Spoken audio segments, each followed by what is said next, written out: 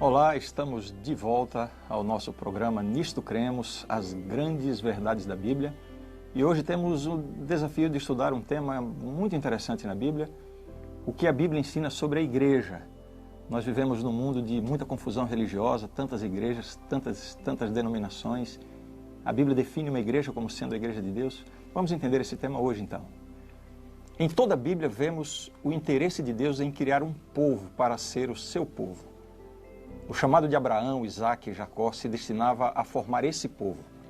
Assim foi criada a nação de Israel no Antigo Testamento para ser o povo de Deus. A intenção de Deus era que esse povo fosse o seu representante na terra e pudesse então revelar às outras nações do mundo quem é o verdadeiro Deus, o Deus criador dos céus e da terra. A história, no entanto, revela que a nação de Israel se desviou completamente dos propósitos de Deus. E, em lugar de ser uma bênção para as outras nações, preferiu se fechar no seu orgulho nacional, no seu exclusivismo religioso, como se somente eles tivessem acesso à salvação. É nesse contexto que surge a igreja cristã. Agora, não mais importa a nacionalidade. Todos os que entram na relação de salvação pela fé em Cristo se tornam membros do povo de Deus, a igreja. Costuma-se pensar que a primitiva comunidade cristã, conhecida como igreja, surgiu após a morte de Jesus, quando o Espírito Santo desceu sobre os discípulos, lhes dando ali poder para pregar o Evangelho e pregar a Cristo. Esse episódio é conhecido como Pentecostes, a descida do Espírito Santo. Por causa dessa compreensão, surge uma questão bastante relevante. A igreja foi criada pelos apóstolos, depois da morte e ressurreição de Jesus, ou foi criada pelo próprio Cristo durante o seu ministério na terra? Pois é, uma pesquisa atenta nos evangelhos revela que a intenção de Jesus não era apenas estabelecer uma escola teológica. Ele veio dar origem a um grupo de homens e mulheres reunidos sob o reino de Deus, uma comunidade religiosa da qual ele mesmo era o líder. Desde o princípio, Cristo começou a reunir junto de si uma diversidade de discípulos. Havia por vezes grande número deles, embora não passassem muitas vezes de uma massa desorganizada de seguidores. Dentre eles, Jesus selecionou 12, aos quais chamou de apóstolos. Esses deveriam estar mais tempo com Cristo e depois seriam enviados a pregar a mensagem de Cristo. Cristo também deu aos seus discípulos memoráveis ensinos sobre o tipo de vida que deviam viver, ilustrada, por exemplo, no Sermão da Montanha. Os que se uniam a ele deviam estar dispostos a fazer sacrifícios como o seu mestre, estar dispostos a carregar cada um a sua cruz, nas palavras de Cristo, e a desenvolver valores inteiramente novos.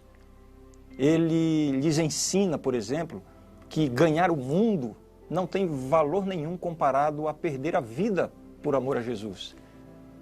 Os evangelhos nos mostram que aqueles a quem Jesus chamou foram enviados numa missão. Primeiro ele enviou os 12, depois ele enviou 70. Essa missão não ocorre por acaso, era parte de um propósito deliberado do próprio Senhor.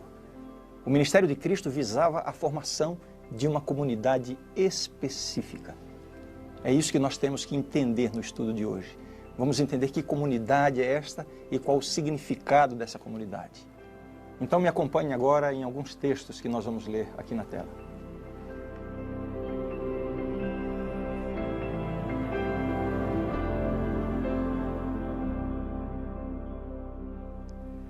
Em todo o ministério de Cristo, um dos momentos mais determinantes da sua intenção em criar a igreja se vê no diálogo que ele teve com Pedro.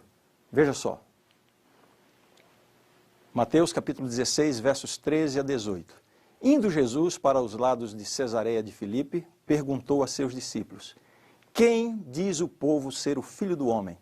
E eles responderam: Uns dizem João Batista, outros Elias e outros Jeremias, ou algum dos profetas. Mas vós, continuou ele, quem dizeis que eu sou? Respondendo Simão Pedro, disse: tu és o Cristo, o Filho do Deus vivo. Então Jesus lhe afirmou: bem-aventurado és, Simão Barjonas, porque não foi carne e sangue que te revelaram, mas meu Pai que está nos céus.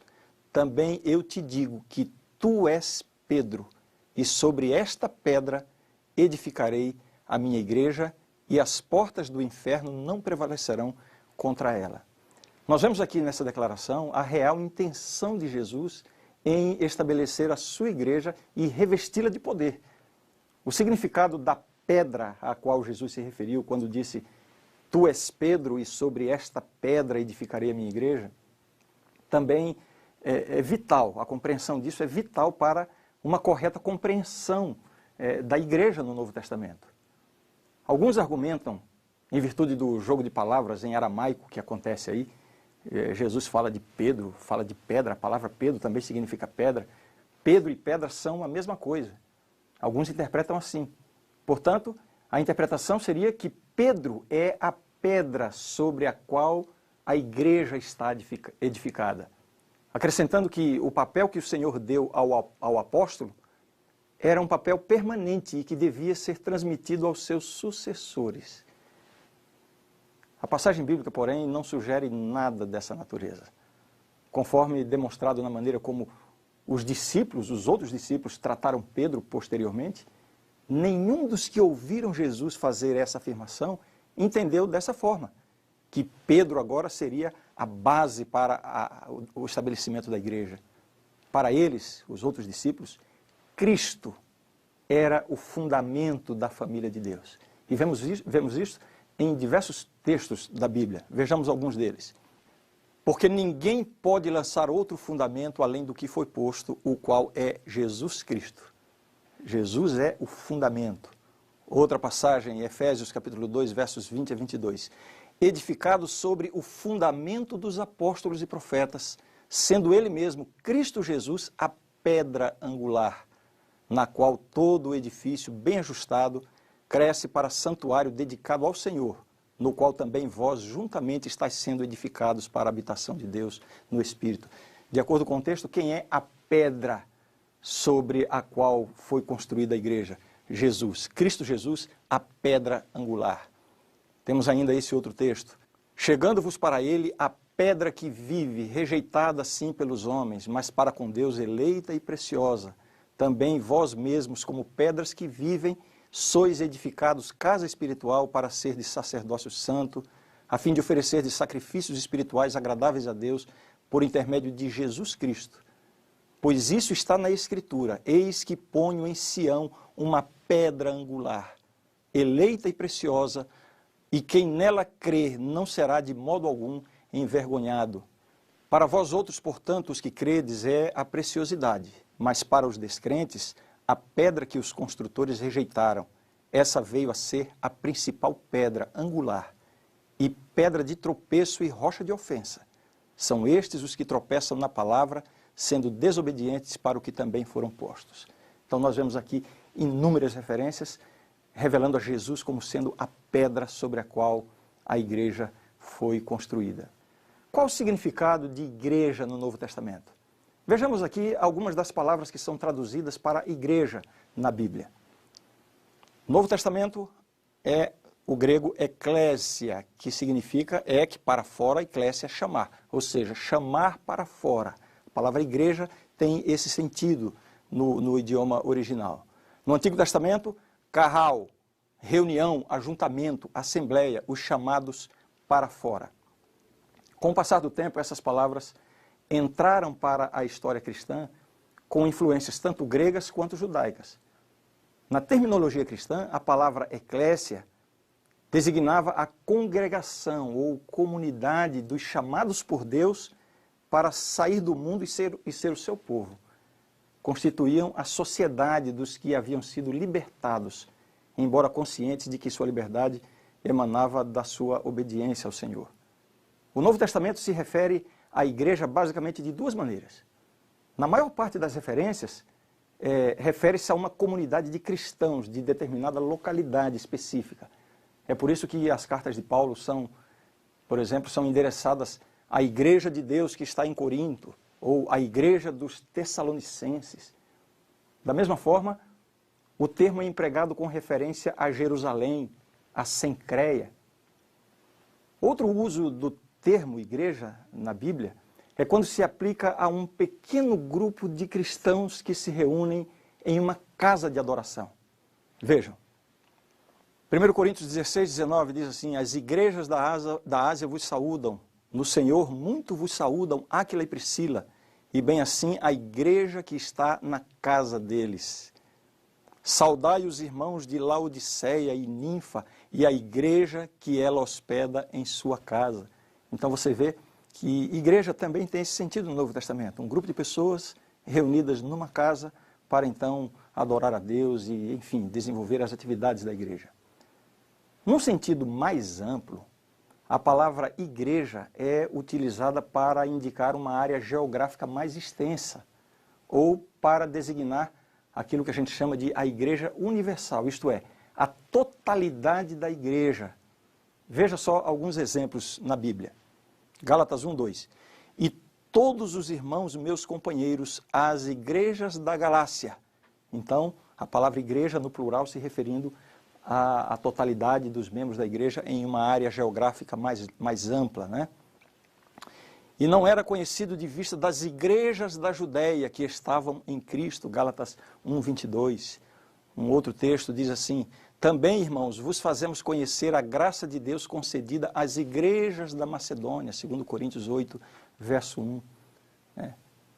Encontramos também a palavra igreja empregada num sentido universal.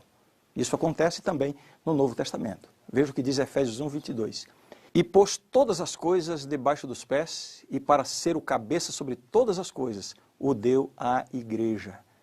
Igreja aqui não está se referindo a uma pequena comunidade reunida numa casa, nem tampouco a uma área geográfica um pouco mais ampla, e sim a totalidade da igreja em todos os lugares. Então, você entendeu bem? O conceito de igreja no Novo Testamento tem essas duas dimensões, uma congregação local e a igreja mundial, a igreja universal, como a soma de todos os crentes fiéis ao Senhor. Vamos agora passar para outro aspecto importante no estudo do significado de igreja no Novo Testamento. São os conceitos de igreja visível e igreja invisível.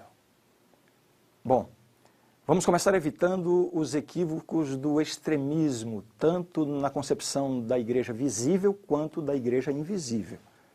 O extremismo na concepção da igreja visível é o seguinte: são aqueles que pensam que a única igreja de Cristo, a verdadeira igreja, é visível, ou seja, é uma comunidade de pessoas que se reúnem, conservam uma identidade dogmática e estão dentro de uma estrutura organizacional visível. Essa estrutura é uma continuação da igreja primitiva do primeiro século e que, no decorrer do tempo, conservou a sucessão apostólica até hoje. Ou seja, o líder máximo da igreja na atualidade seria sucessor direto dos apóstolos. Essa interpretação afirma que fora dessa igreja visível não há verdadeira igreja. Existe também o extremismo oposto. E aqui estão aqueles que enfatizam a prioridade de um relacionamento direto da pessoa com Deus por meio de Cristo. É isso que faz um cristão. Segundo essa forma de ver, a igreja nada mais é do que a soma total dessas pessoas nascidas de novo no Espírito. Reunidos ou não em um grupo visível, eles compõem a igreja. Eles dizem que a organização visível tem importância relativa, sobretudo porque ser membro dela não é nenhuma garantia de salvação. Em alguns casos, há uma verdadeira aversão a tudo que pareça uma estrutura formal. A ênfase aqui recai sobre a qualidade de vida cristã individual. Bem, é preciso admitir que essa forma de interpretar, essa forma extrema de se desqualificar a igreja visível, parece ser muito apropriada diante dos escândalos vistos em tantas denominações cristãs em nossa sociedade. Muitas pessoas, ao verem a comercialização da fé num cristianismo mercantilizado, tem como primeira reação a aversão a toda forma de religião organizada ou institucionalizada. Se há uma coisa que tem interferido no avanço do Evangelho de Jesus Cristo, é exatamente essa distorção do Evangelho, essa pregação permeada de superstição, na qual um copo d'água ungido pelo pastor acaba tomando o lugar da fé. É essa religião falsificada do toma lá da cá, que promove não a espiritualidade bíblica, mas a prosperidade material barganhada com Deus através de ofertas generosas para a igreja e para os seus líderes. O que vemos hoje é a rápida disseminação da religião do terrorismo espiritual, em que, desde uma simples dor de cabeça até uma crise conjugal ou um diagnóstico de câncer, são atribuídos à possessão demoníaca. E assim as pessoas são aprisionadas. Por um lado, pelo sentimento supersticioso de que vão alcançar libertação mediante o cumprimento de alguma campanha espiritual mirabolante e milagreira. Por outro lado, pela expectativa de prosperidade e riqueza material em resposta às doações para a igreja. Como uma forma de reação a essas aberrações teológicas, muitas pessoas se sentem atraídas pela ideia de que a única igreja de Deus é a igreja invisível. Preferem pensar que Deus não tem nenhuma organização formal ou institucionalizada que possa ser chamada de igreja de Deus. Então veja, estamos aqui diante de duas posições extremas.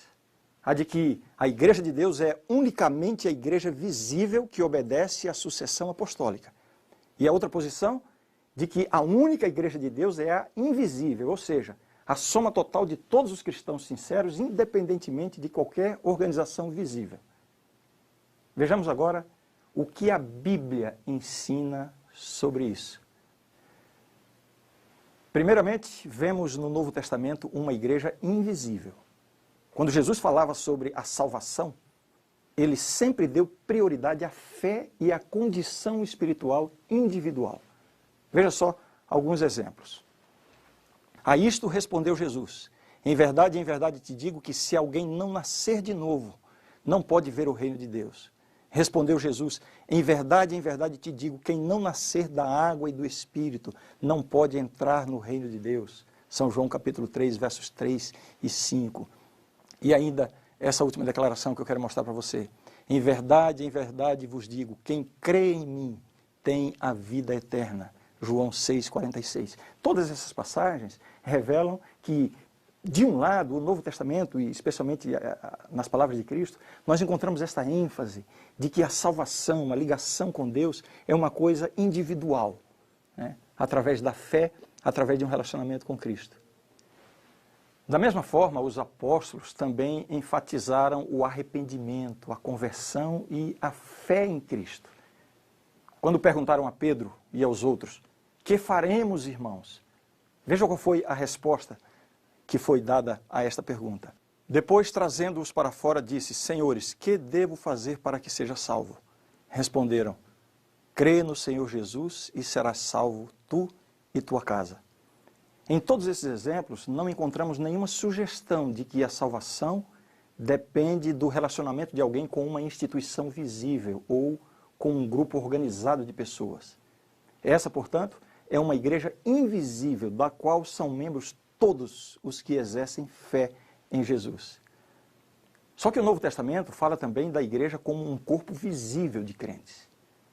Tendo reconhecido a prioridade da fé e do arrependimento, é difícil querer minimizar essa mesma importância dada pelas Escrituras à dimensão visível da igreja. Por exemplo, em resposta à pregação de Pedro e dos outros apóstolos, quase 3.000 pessoas aceitaram a mensagem. E veja o que diz o texto sobre esse evento. Então, os que lhe aceitaram a palavra foram batizados, havendo um acréscimo naquele dia de quase 3.000 pessoas. E perseveravam na doutrina dos apóstolos e na comunhão, no partir do pão e nas orações. Em cada alma havia temor, e muitos prodígios e sinais eram feitos por intermédio dos apóstolos. Todos os que creram estavam juntos e tinham tudo em comum. Você percebe? Nota-se aqui claramente a formação de uma comunidade que se reunia, que compartilhava experiências e que formava, assim, uma igreja visível.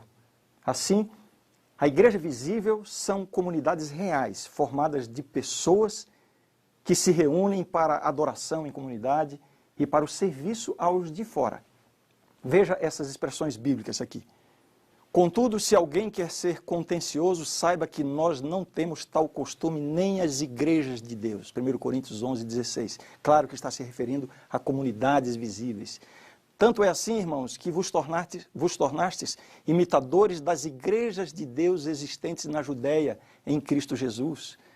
Veja que também se refere a comunidades visíveis, né? 1 Tessalonicenses 2:14. Esse último texto aqui, a tal ponto que nós mesmos nos gloriamos de vós, nas igrejas de Deus, à vista da vossa constância e fé em todas as vossas perseguições e nas tribulações que suportais. 2 Tessalonicenses 1:4. Então, esses textos nos mostram claramente que existem essas duas dimensões da igreja. A igreja invisível, formada pela totalidade daqueles que aceitam a Jesus como seu Salvador, e a igreja visível, que são as comunidades visíveis, pessoas que se reúnem para formar a igreja. O Novo Testamento também apresenta algumas imagens da igreja. Vamos ver agora quais são algumas das imagens bíblicas da igreja, algumas metáforas que apontam para características essenciais da igreja. A principal analogia para a igreja usada pelo apóstolo Paulo é a metáfora do corpo de Cristo. Podemos começar lendo Romanos capítulo 12, verso 5, onde ele diz assim: assim também nós, conquanto muitos, somos um só corpo em Cristo e membros uns dos outros. Depois em 1 Coríntios 12, 27, ora, vós sois corpo de Cristo e individualmente membros desse corpo. Essa analogia ressalta vários pontos importantes. Primeiro, a unidade que deve haver entre os membros do corpo e o próprio Senhor Jesus. Segundo, a harmonia que precisa haver entre os diversos membros do corpo. Cada um tem uma função, mas todos devem atuar em harmonia uns com os outros, assim como acontece no corpo humano saudável. E em terceiro lugar, essa metáfora do corpo salienta a utilidade de cada membro. Não importa quem seja, que talentos possua ou que posição ocupe, assim como cada parte do corpo humano desempenha uma parte importante no organismo, da mesma forma, cada cristão é visto por Deus como sendo de grande importância para a saúde do corpo. Cada um tem o seu lugar e a sua utilidade na igreja. Outra metáfora bíblica para a igreja é a da noiva de Cristo. Em várias oportunidades, Jesus lança a mão dessa figura para representar o seu relacionamento com a sua igreja. Dentre outros, eu quero mencionar algumas das parábolas de Jesus em que ele fala da sua segunda vinda como sendo a chegada do noivo. Mateus 25:6, por exemplo, ele diz assim: mas à meia-noite ouviu-se um grito, eis o noivo, saí ao seu encontro. Essa metáfora serve para confirmar a união mais íntima possível entre Cristo, a cabeça, e a igreja como sua noiva, levando em conta a doutrina bíblica de que marido e mulher se tornam uma só carne. Outra imagem bíblica para a igreja, usada no Novo Testamento especialmente, é a da igreja como um templo. Vejamos o que diz o texto bíblico. Efésios 2, 19 em diante. Assim já não sois estrangeiros e peregrinos, mas concidadãos dos santos, e sois da família de Deus, edificados sobre o fundamento dos apóstolos e profetas, sendo ele mesmo, Cristo Jesus, a pedra angular, do qual todo o edifício, bem ajustado, cresce para santuário dedicado ao Senhor, no qual também vós juntamente estáis sendo edificados para a habitação de Deus no Espírito. Nas palavras do apóstolo Pedro, a igreja é a casa espiritual. Também vós mesmos, como pedras que vivem, sois edificados casa espiritual para serdes sacerdócio santo. Além das metáforas do corpo, da noiva e do templo, o Novo Testamento acrescenta ainda a metáfora do povo de Deus. O Antigo Testamento aplica frequentemente a ideia de povo de Deus à nação de Israel.